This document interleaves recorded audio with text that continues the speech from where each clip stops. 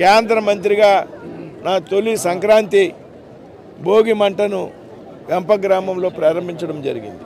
సంక్రాంతి సంస్కృతి సంప్రదాయాలకు సంబంధించినటువంటి పండుగ. సంక్రాంతి గ్రామీణ వాతావరణంలో జరిగేటటువంటి పండుగ. సంక్రాంతికి రైతులకు సంబంధించినటువంటి పండుగ, మహిళలకు సంబంధించినటువంటి పండుగ.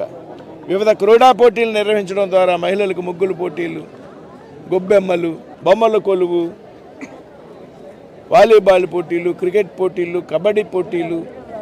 ఇది సాంప్రదాయం, సంస్కృతి. ఈ సంస్కృతి నిలబడాలా.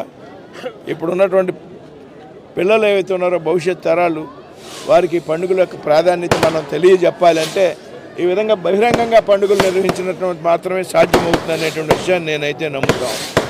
భవిష్యత్ తరాలు చైతన్యవంతులు కావాలి అంటే ఈ విధంగా పండుగలు గ్రామాల్లో అందరూ కలిపి నిర్వహించడం ద్వారా సాధ్యమవుతుంది. మరి సంక్రాంతి వేడుకలు పెద్ద ఎత్తున వెంప గ్రామంలో దిగ్విజయంగా నిర్వహించాలని